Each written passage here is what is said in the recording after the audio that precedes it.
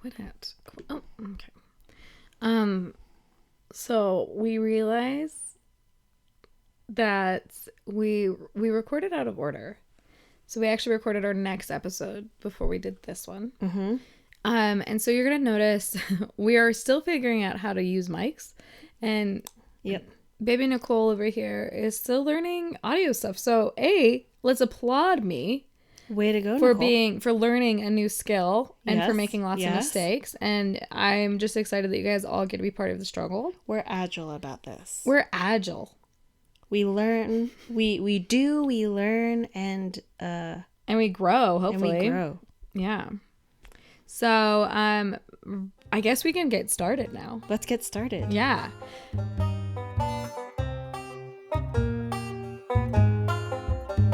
All right. This is Burn This Book, a banned books book club where we, Nicolle and Eden, read a banned or challenged book twice a month and discuss its meaning, impact, and censorship to make it more accessible for all readers.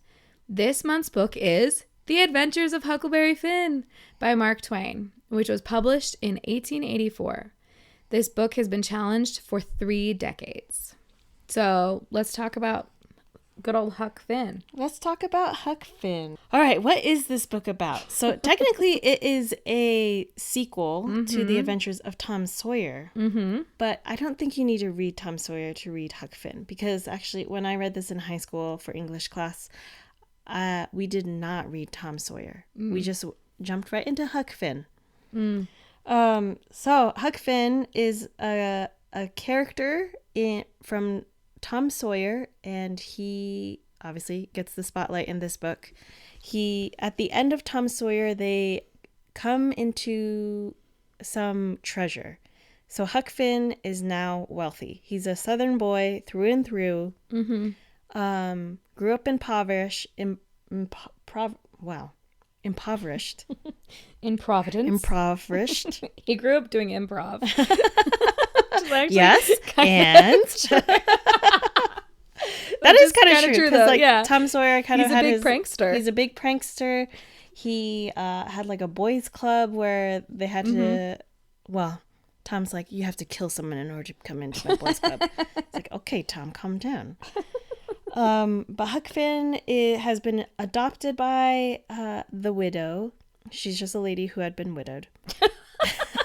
Yeah, we don't need him. She was very, very polite lady, very classy person for that era, especially compared to Huck, who was his dad was a drunk and neglected him, so Huckleberry Finn never had to go to school, and he just kind of lived off the land. And all the other boys were pretty jealous of him. So when he was adopted, he had a proper Christian upbringing. Yeah. Finally, and he always talks about how the widow wants to civilize him, and that becomes very important. That's an important theme in this book.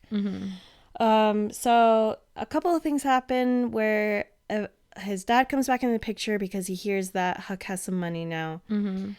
His dad's very abusive and essentially just locks Huck away in a little hut. So my memory's a little foggy, but I think Huck does something where the dad was away and Huck had a window of escape. Huck fakes his own death. And he fakes his own death. He makes it seem like he was murdered. And so he even went as far as to pull out some of his own hair and stick it on the axe. Yeah. Because he's a dramatic clever guy. boy. Yeah. Clever. Yeah. He thought through that, and then he just runs away.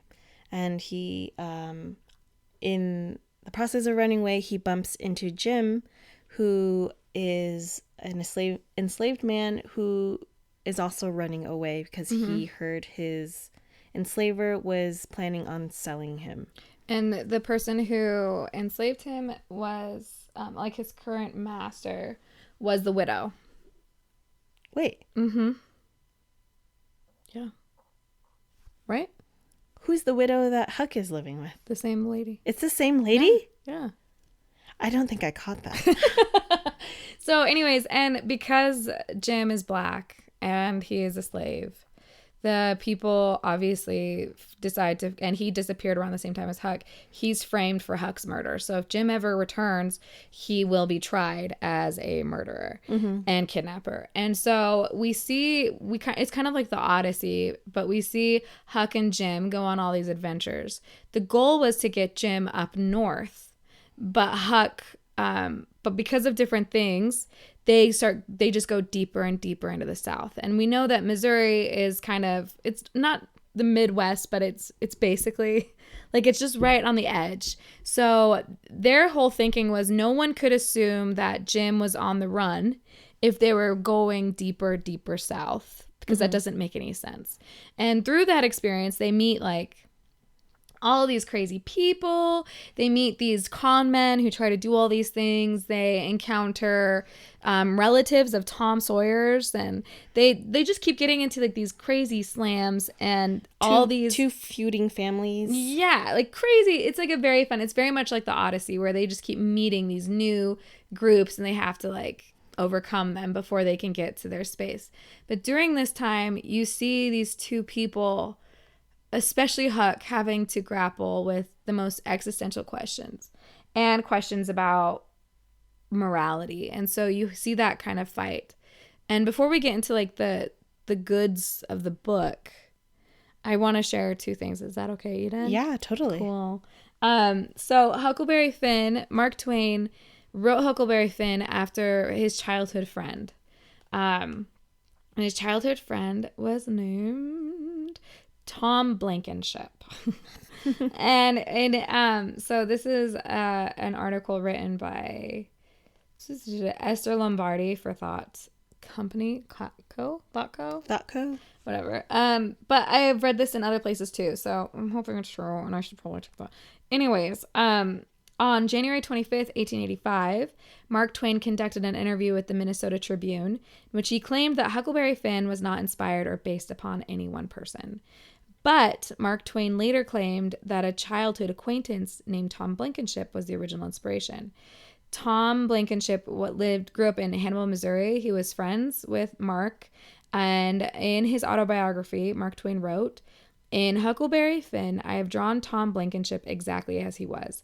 He was ignorant, unwashed, insufficiently fed, but he had as good a heart as ever any boy had. His liberties were totally unrestricted. He was the only really independent person, boy or man, in the community, and by consequence, he was tranquilly and continuously happy and envied by the rest of us. And as his society was forbidden us by our parents, the prohibition trebled and quadrupled its value. And therefore, we sought and got more of his society than any other boys." So all these boys were like obsessed with him. And we get that vibe in Tom Sawyer. Like Huckleberry Finn is the boy that Tom wants. Is like, I'm not going to be able to do this adventure without Huck. Like Huck is the key factor in all of these plans. And Tom is like this crazy person who's just like down for anything. No risks. Mm-hmm. But my second point has to do with Val Kilmer. Oh. Are you ready for this? I am ready. Who actually kind of looks like an older Jonathan Taylor Thomas, who played Tom Sawyer in The Adventures of Tom Sawyer. Mm-hmm. Anyways, in the movie Tombstone, which is very famous, and Val Kilmer. Never heard of it. Oh my gosh. Val Kilmer plays Doc Holliday, and it's about like the famous shooting in the OK Corral. It's fine. But he plays Doc Holliday, and there's this line in it that's just like iconic for film lovers, where he says, and this has been disputed very largely on the internet this year. Like, so many people are really upset about this. He, like, when one of the cowboys who are, like, the evil group come out, he comes out of the bar and he's like, or something. But he says, "I'm your Huckleberry." And everyone's like, what the heck does that mean? Why is he saying, "I'm your Huckleberry"? And it's become, like, this catchphrase for people. They, like, love it. Mm-hmm. Me and my family did a deep dive on this recently. And it's because Huckleberry, it should have been written Hucklebearer. And all these people on the internet were like, he actually said Hucklebearer. He didn't. The person who wrote the script really did write Huckleberry in reference to Huckleberry Finn. But the term comes from a hucklebearer. A huckle is is like a pall, like a, you know, a pallbearer. Yeah. It's the same thing. So he's saying, I'm your pallbearer, which means I'm like, I'm there when you die. I'll be there in all of these situations. I'm your friend from the beginning to the end. I'm your come along friend, basically. So Val Kilmer, so Huckleberry Finn literally acts as that come along friend for Tom Sawyer and for Jim, which is very interesting. Like he is such a, like, he'll be your Huckleberry. Yeah. So that's like a cool, fun thing, because there's been a lot of internet happenings of my boomer community who have just been posting that, being like, he said, I'm your Hucklebearer because of this. But he didn't actually say that. He said, I'm your Huckleberry. But the person who wrote the script should have written Hucklebearer. Yeah. But they didn't know. It's just crazy. Crazy things. Whoa. I know. So kind of fun, right? That is super fun. Yeah. And we see that in this book because Huck is down for anything in the beginning of the book and through Tom Sawyer. But we see that evolve throughout this book, where he starts to draw lines in the sand and decide what he's up for and what he's not. Yeah. He's starting to stand up for he's starting to form some values in this book. So it's very much a coming of age book. Yeah. Of this boy who is growing up in what he believes is a civilized society. And civilized society tells him to wear uncomfortable clothes. It tells him to say please and thank you. And it tells him to turn in runaway slaves. But as he is traveling more and more with Jim, he's realizing the humanity of Jim and the kindness of Jim. And even there are some parts of the book where he plays pranks on Jim and he feels super bad about it afterwards because of how kind Jim was to him even throughout those pranks. And he's like, you know what? I don't think I'm going to do these pranks anymore. You could argue that Jim's kind of a Hucklebearer for Huck. You could. You could. Yeah. And there's a turning point also as Jim talks to Huck more and more about his own family, who he's trying to free as well when he gets freed. And you see that turning point in Huck seeing his humanity. There's a quote by Ralph Waldo Emerson, who said of Twain's work that Huckleberry Finn knew, as did Mark Twain, that Jim was not only a slave but a human being and a symbol of humanity. And in freeing Jim, Huck made a bid to free himself of the conventionalized evil taken for civilization by the town. And I think that we see that a lot in when we talk about religion, when we talk about the current laws that are being passed, even book banning. Like, people do it in the name of, like, this is the higher power, this is the higher law, this is the higher ideal. I mean, I read this book when Roe v. Wade was overturned. And there's a part in the book when Huck realizes he'd rather, like, even though the church sanctioned slavery at that time, the church had sanctioned slavery, and he knew that it was unchristian of him to try to free someone's property.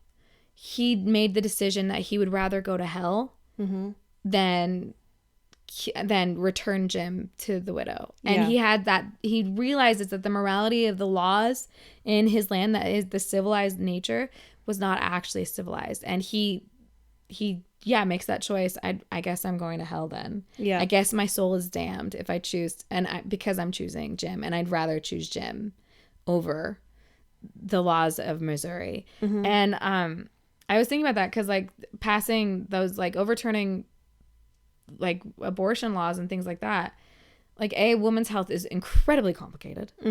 And like, incredibly complicated. Yeah. And we have no idea what a woman is going through when she is making those decisions. That law to me is immoral now, to criminalize abortion or the privacy of making those choices. And it's an interesting space to be in when you believe that your laws of your land are immoral. And we see that with people, especially with religion. I mean, I'm always thinking that, like, I can't be responsible for my institution. I can't be responsible for my government. I can only be responsible for me. But there comes a point when we have to just say, like, well, I'd rather go to hell than uphold these hateful belief systems, or, you know, support that or whatever. And, like, Huck is such an amazing example of that as a young boy. Like, he's really taking it seriously. And it's like, It's a really powerful book for a high schooler to read. It really is. Yeah. Yeah. There's so much admirable about Huck Finn. And I did get a little lost in the middle of the book a bit with the con men. They were conning me at certain points where I was like, I don't know what's true anymore. Yeah. Yeah. Are they really a king and a duke? I don't know. Yeah. But I think there are great examples of people who are like the feuding families. I think are a great example of holding on to tradition without understanding it or even questioning it. So there's basically Huck and Jim come across two families who are feuding, and they've been feuding for decades, and the kids don't even know why. And so Huck is really confused, like, well, if you don't know why, then why are you still fighting? And I think that is excellent commentary on the traditions that we uphold in society as well, where we say, oh, this is because this is the way it has always been, or those are the values that are God-given and just like unquestionable. Yeah. But Huck provides that space for us to question those values, to question those traditions, and to basically like you were saying, Nicolle, ask those questions of like, oh, do I actually want to be part of this organization, society, whatever, or is this a place for me to pave my own path, go west, as he does at the end, and make something else out of his life. Yeah. And I think when we're having these conversations, I think there's so much room for activism in these spaces. And I think that is so important because we look at these examples of Huck and Tom. Tom is such a boy. He's like just having a good time. Yeah. At one point in the book, the con men sell Jim. And they end up selling Jim to this family. And Huck has to pretend to be a girl to get in with this family, right? No, that's Dang another it. part. Huck pretends to be Tom. Conned again. Huck pretends to be Tom. Because it turns out this is Tom's aunt and uncle. Yeah. In a zippy and unexpected twist, it turns out it is Tom's relatives, and Tom's on his way to visit them. So when Tom arrives, he's like, oh my gosh, yeah, let's I'm going to help you free Jim. Because Huck has this whole plan. And so they work together, they free Jim, and then and it's a whole thing. It's really stressful. Like life and death is on the line for Huck and Jim. And Tom gets invested. It's pretty cool. Tom gets shot too. Yeah, it's horrible. And then we find out the whole time that Jim had been freed, that his owner had died, and that in the will, Jim was freed. And so Tom wasn't really doing anything. He was just having an adventure. Like, he wasn't doing anything courageous. Yeah. He was there for the adventure. He was playing with them. Playing with them for his own selfish reasons. He felt like a con man in the making. Yeah. And the really telling part of that particular scene as well, telling of Tom's nature, but also of Jim's, where I think Tom was like bleeding out, and Jim had the choice of either getting the doctor or staying quiet. Because if he went to get a doctor, he then exposes himself as a runaway, and so he decides against his own desires, and he goes and gets a doctor for Tom. And so that's another thing that's another a point for shoot, what am I trying to say? A point against civilized society, essentially, because Tom is still very much within the workings of civilized society, and being a punk about it, just like the con men and just like the feuding families. And here's Jim, who is technically living outside of civilized. He's living outside of civilized society, and yet he's acting out of selflessness and compassion. Yeah. And might we add the note too that the con men go by the name the King and was it the Duke? Or something like that. And which are the highest levels of civilization. Yeah. According to colonization and all of those things. So Yeah. so we see all of those different like themes playing out, and I just think that overall the book is wonderful. I love it. I had read it in high school. I'd read Tom Sawyer in 5th grade, and I remember being like, I'm so attracted to Tom. He's such a babe. He's so cute. And also the fact that Jonathan Taylor Thomas was in the movie, I was like, yes. And then when I read it in high school, I like really, it was so moving. It was so like, oh my gosh, I have these questions. It's a great book. And I think adults should read it. Like rereading it, I was like, whoa, this is a book for my time. Holy cow. What, like, it doesn't necessarily tell you what to do with the civilization that you're in, but it does tell you like, it's okay to question it. It's okay to acknowledge that it's immoral, and we do see those laws change eventually. Granted, this book was written at the height of Reconstruction and the beginnings of Jim Crow. And so we still see like systemic racism. Nothing has really changed except that the word slavery is no longer being used. And we also see the KKK is on the rise. And so when Mark Twain writes this book, he's really challenging a ton of things that are happening. And it's a huge statement about the Deep South. And I just love it so much. But I really did believe that Tom killed Jim at the end of the book. I really, like, years after I read it, I was like, yeah, it's so messed up. And I was like, I'm not looking forward to reading this, Eden, because I know Tom's gonna kill Jim. I read it and I was like, where's that part? I like reread the last chapter, and I was like, did I read like a different, like a fanfic? Like what's going on? And it never happened. So I don't know what I had imagined or where that came from. Yeah. I think that's where it gets dangerous about books, is that sometimes we have false memories based off of our emotional response. I think I was so upset about Tom. Yeah. That I probably had just like really taken the book to another level. Yeah. And I think that we can insert those false memories. And so we have to be careful about that when we're projecting media on other people, unless we know for sure. Yeah. And I was so confident, but I'm so glad I reread it. Yeah. Because it's ended completely differently than I had remembered it having ended. Yeah. So that's just something like to flag, is like, as humans, we are fallible. We are. In and of themselves. But you were probably just thinking like, oh, like Tom Sawyer, he's back in the picture. Oh, holy cow, he's a punk. Oh my gosh, what's he gonna do now? He's probably gonna murder Jim. I think I was just really disappointed because I was so in love with him, and then it turned out that he was a loser. I also read this in high school, and so the way it is written, Mark Twain does write it phonetically in Southern dialects. Yeah, is that he uses a ton of different Southern, it's like every single person has a different dialect, and you can it's brilliantly written because linguistically you can see traces of each different person's like background. Yeah. And where they're going deeper and deeper in the South. Yeah. But it is massively difficult to read. It was difficult for me to read in high school.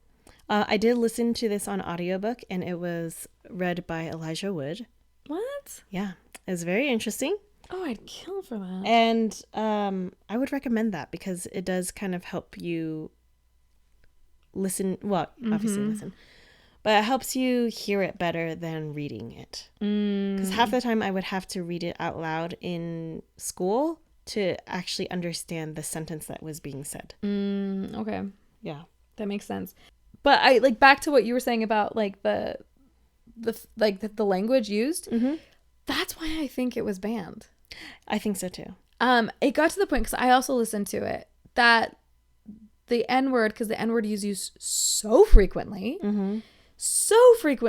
at first I was like incredibly, like it was very uncomfortable for me. By the end, it had normalized it. Yeah. Not that I'm like using it now at all, not at all, but it had kind of softened the blow of that word for me because of how frequently it was used. Yeah. And I don't love that. Like I really hate that. I've been desensitized to it to that extent. Yeah. And so and as a teacher, I'd be curious how teachers do that. I don't remember us reading it out loud with the N-word. I don't remember. I know we talked about the N-word being a slur and it being truly heinous, and we talked about its roots and things like that, but I'd be curious how teachers deal with it in classrooms today. I'm trying to remember if my teachers read it out loud. And I want to say they did, and I want to say they used the words, but they prefaced it as well. Yeah. They prefaced it by saying, like, hey, this is a racial slur. But I'm going to read this as it is written. And so that does mean they did put on a Southern accent as well, because... Whoa. Well, that's kind of how it comes out when you do read it phonetically. Yeah, that's true. So it's just like, it came out Southern, and then there were racial slurs as well. Those New Englanders, I tell you what, I don't feel like my teacher ever said the N-word. I don't, like, we didn't read frequently out of that book. Yeah. It was like, if it was an important passage, then they wouldn't insert the word N-word. Yeah. The phrase. Yeah. I get it. I wonder. Yeah. Fascinating. All right, let's look up why it was banned. Okay. Immediately after publication, the book was banned on the recommendation of public commissioners in Concord, Massachusetts, who described it as racist, coarse, trashy, inelegant, irreligious, obsolete, inaccurate, and mindless. Oh my gosh. Let's see what people are saying these days. Oh my gosh. Some people said back in 2005, there were complaints about the book, including that it is unsuitable for young children and it has homosexual overtones. Did not get that. I guess if you're really searching for it. Yeah. But no. That's so strange. They all just call it offensive language. Huh. I do feel like the book would have value without, like, I know he's an American realist, so he's trying to portray America, like Mark Twain is, as, you know, as authentically and realistically and all those things, and twist it the way it needs to for us to really understand the tone of America. But, like, it probably could have been done without. Yeah, and I get that it was written in the 1800s, but, like, I'm really coming out with, like, all these, like, pro-censorship vibes.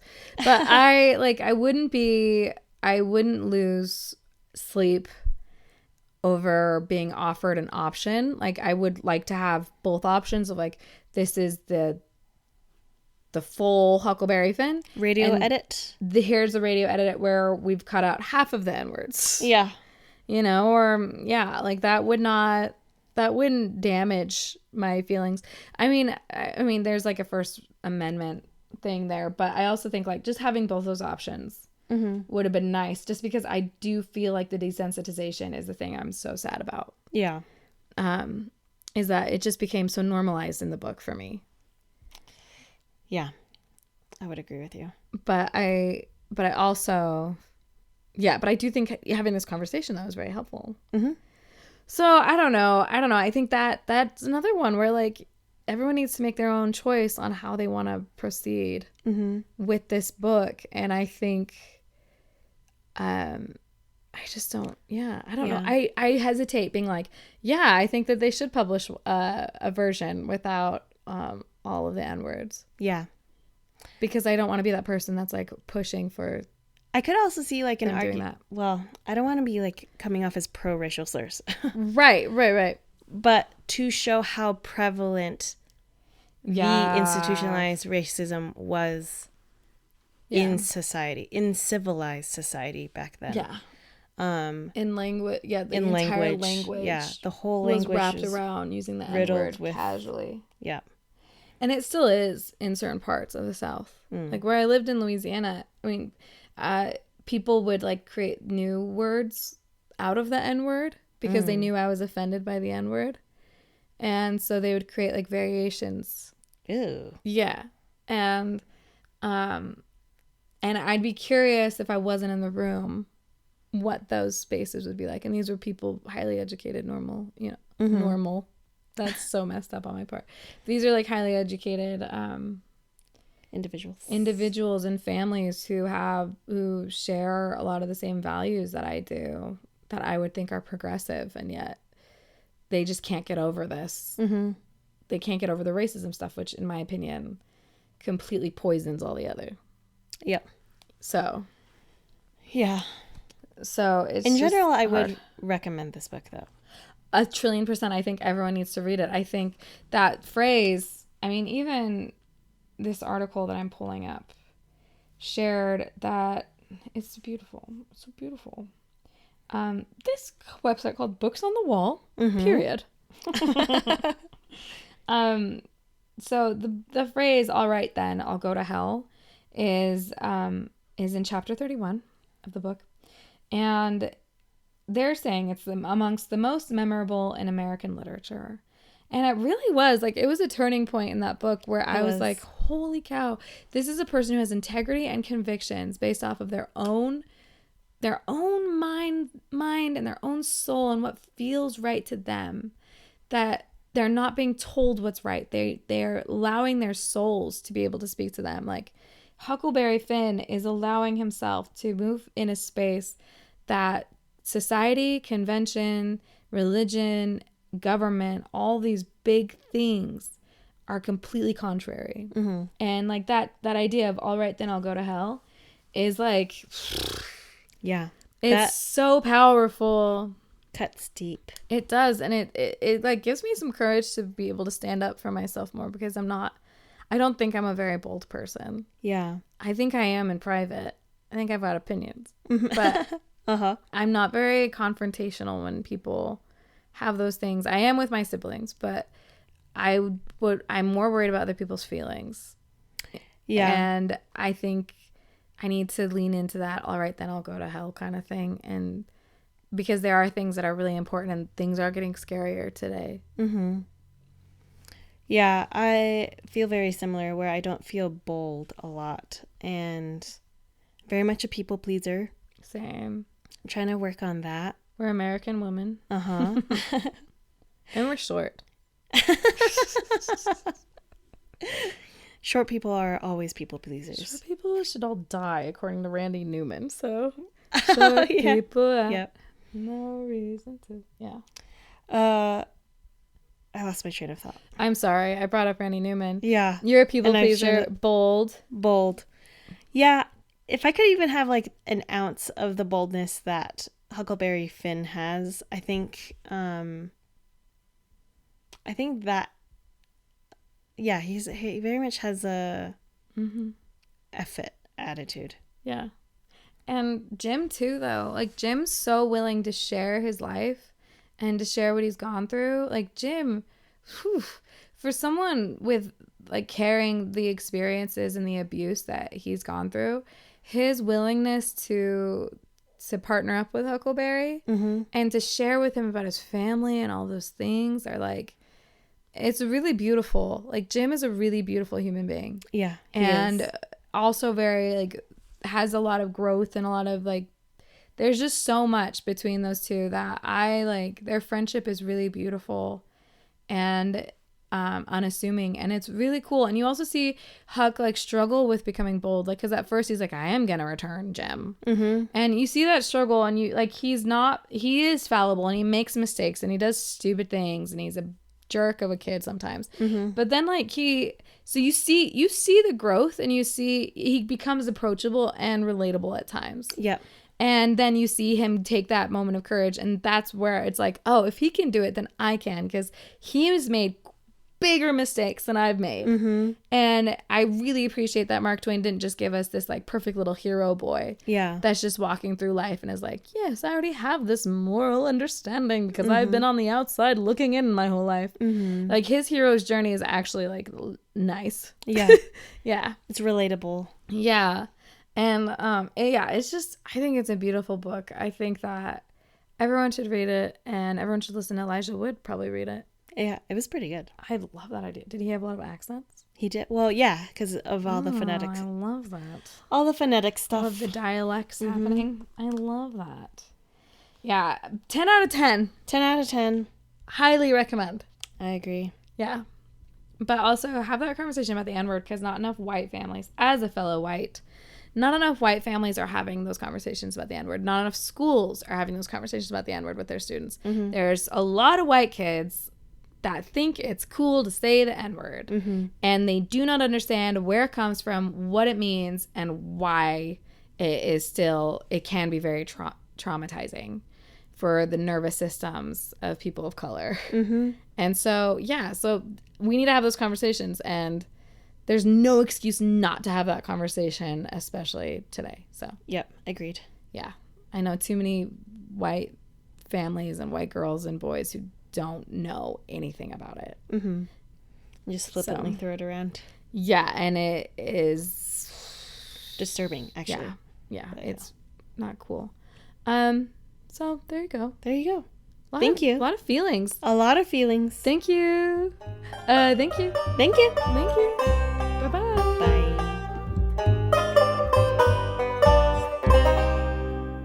Burn This Book is produced by us, Nicolle and Eden Wen. Music written by me, Nicolle, and produced and performed by my dad, Frank.